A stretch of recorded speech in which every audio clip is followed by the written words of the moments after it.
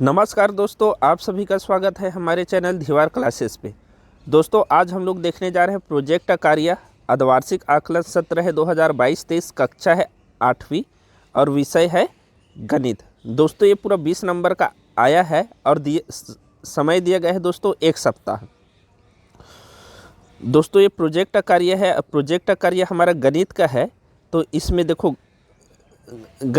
गणित में हमें पूछा गया है, पहला क्वेश्चन है कोई 5 समीकरण लिखकर उसका इबारती प्रश्न बनाइए। हमें 5 समीकरण अपने से लिखना है और उसके बाद उसका इबारती बनाना है, और दूसरा में 2 त्रिभुज व 2 चतुर्भुज की रचना करो। ये हमारा दोस्तों क्वेश्चन है। दोस्तों आप लोग चैनल में नए होंगे तो चैनल को सब्सक्राइब कर लीजिएगा। दोस्तों अब आगे का हम लोग देखते हैं। देखो प्रश्न पहला क्या था, कोई 5 समीकरण लिखकर उसका इबारती बनाना है। ध्यान से दोस्तों क्वेश्चन को पढ़ना है। कोई 5 समीकरण लिखना है, यानी कि देखो हमें पहले तो समीकरण लिखना है। तो दोस्तों हमारा पहला समीकरण देखो यहाँ हो जाएगा। ये समीकरण हम लोग लिखे हैं 2/3 1 बराबर 25। ये दोस्तों हमारा समीकरण हो गया है। अपने से समीकरण लिखना है। अब इस समीकरण को हमें इबारती में बनाना है। तो देखो ये 1 है, तो 1 कोई संख्या है, तो किसी संख्या के 2/3 भाग का मान 25 है। दोस्तों यहाँ ना 24 लिखे, तो इसको आप लोग ना 25 कर लेना, ठीक है। तो ये हमारा समीकरण हो जाएगा पहला का। अब पहला का इबारती हो जाएगा। ऐसे ही जो लिखा है आप लोग ध्यान से क्वेश्चन को पढ़ के ऐसे ही लिखना है। देखो हमें पहला तो बोला गया है कि समीकरण बनाइए, तो समीकरण बना लिए। अब समीकरण बनाने के बाद उसका इबारती बनाना है, हल करने के लिए नहीं बोला गया है, ठीक है। इसके बाद हमारा दूसरा नंबर का समीकरण हो जाएगा 2 1 धन 1 बराबर 51। ये हमारा दोस्तों दूसरा समीकरण हो गया। अब इसका इबारती देखेंगे तो पिता की उम्र पुत्र की उम्र की दुगुनी है तथा दोनों की उम्र का योग 51 है, ठीक है।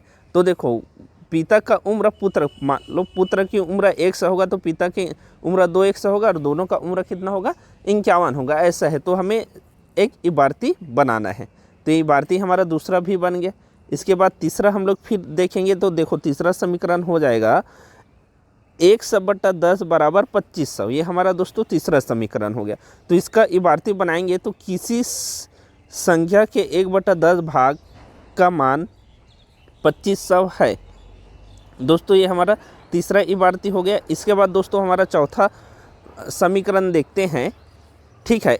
1 धन 1 बराबर 15। ये दोस्तों हमारा चौथा समीकरण हो गया है। इसका इबारती देखेंगे लगातार 2 संख्याओं का योग 15 है, ठीक है। इसके बाद दोस्तों हमारे 5वां समीकरण हो जाएगा। ये समीकरण नंबर 5 होगा, ठीक है। 1 धन 5 बराबर 19/24।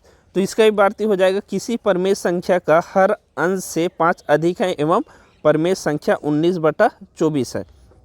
तो दोस्तों ये हो गया हमारा समीकरण, और समीकरण से इबारती बनाना। दोस्तों पूरा 5 हमें समीकरण अपने से बनाओ और उसका इबारती लिखो बोला था। तो दोस्तों हम लोग इबारती लिख लिए हैं। और दोस्तों आप लोग को वीडियो अच्छा लग रहा होगा तो वीडियो को लाइक कीजिएगा, और दोस्तों चैनल को सब्सक्राइब कीजिएगा।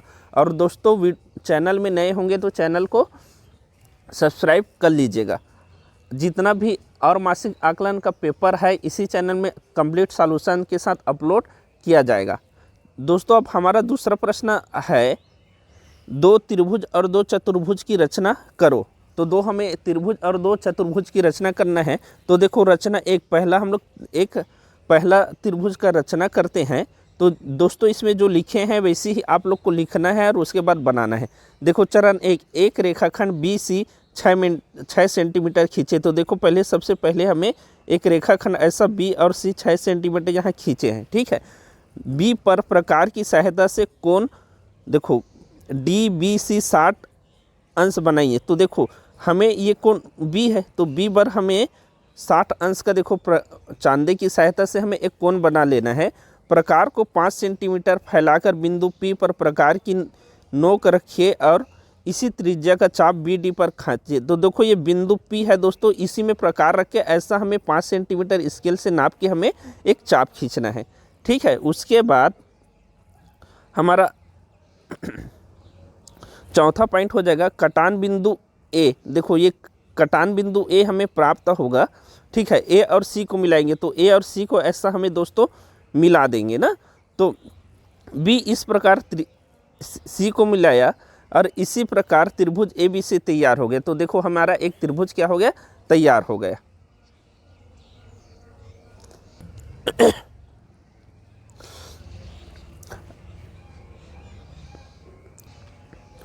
अब दोस्तों हमारा दूसरा त्रिभुज है, हमें 2 त्रिभुज बनाना था। तो रचना देखते हैं। देखो पहला चरण हो जाएगा, एक रेखाखंड EF 4 सेंटीमीटर खींचे। देखो ये E और F हम लोग एक रेखाखंड 4 सेंटीमीटर खींच ले।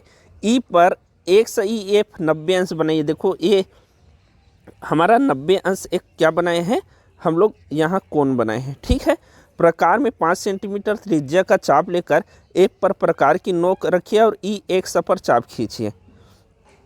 ठीक है, तो यहाँ से हम लोग क्या खींचे हैं, एक चाप लिए हैं, यहाँ से चाप लिए हैं E से और यहाँ पर खींचे हैं दोस्तों, इसको X ले लेते हैं। ठीक है, पर काटिए। यहाँ पर बिंदु D है और D को F से मिलाइए।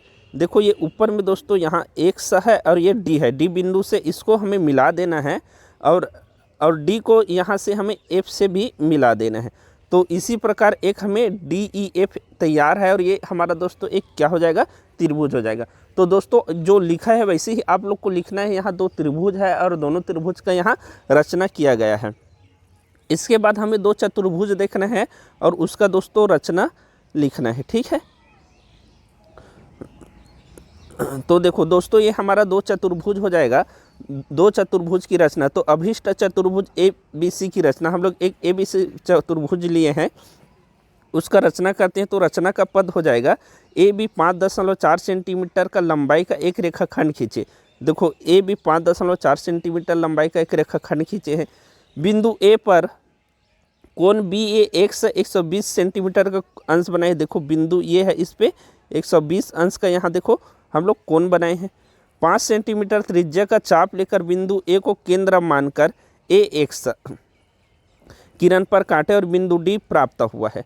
ठीक है, इसकी के बाद हमारा दोस्तों चौथा पॉइंट हो जाएगा, बिंदु B व D को केंद्र मानकर क्रमशः 4.8 व 5 सेंटीमीटर त्रिज्या का चाप लेकर काटे बिंदु पर C प्राप्त हुआ।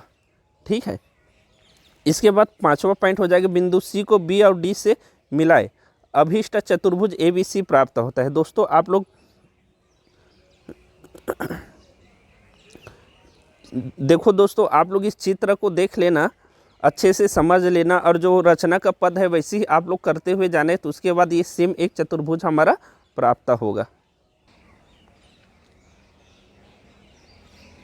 दोस्तों अब हमारा दूसरा चतुर्भुज हो जाएगा, अभीष्ट चतुर्भुज STUV की रचना।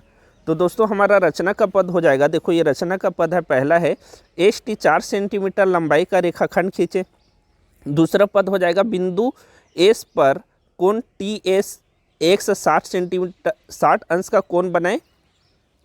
तीसरा पॉइंट हो जाएगा, किरण SX पर 4 सेंटीमीटर की त्रिज्या लेकर बिंदु S को केंद्र मानकर चाप काटे और बिंदु V प्राप्त हुआ। इसके बाद दोस्तों हमारा चौथा पॉइंट हो जाएगा, बिंदु V व T को केंद्र लेकर 4 सेंटीमीटर त्रिज्या का चाप लेकर चाप काटे और काटने पर दोनों के कटान बिंदु U मिला। ठीक है, इसके बाद दोस्तों हमारा लास्ट पॉइंट हो जाएगा, बिंदु U को V तथा T से मिलाए। इसी प्रकार अभीष्ट चतुर्भुज STUV हमें प्राप्त हो जाता है। तो देखो दोस्तों ये जो दिया गया है आप लोगों को सेम ऐसे ही लिख लेना है। हमें 2 त्रिभुज बनाकर उसका रचना और 2 चतुर्भुज बनाकर उसका रचना लिखने के लिए बोला गया था। और दोस्तों आप लोग को वीडियो अच्छा लगा होगा तो वीडियो को लाइक कीजिएगा। और दोस्तों अभी तक आप लोग चैनल को सब्सक्राइब नहीं किए होंगे तो चैनल को सब्सक्राइब कर लीजिएगा। आने वाला जितना भी मासिक आकलन है या वार्षिक पेपर है सभी का कंप्लीट इसी चैनल में आप लोग का सॉल्यूशन करवाया जाएगा।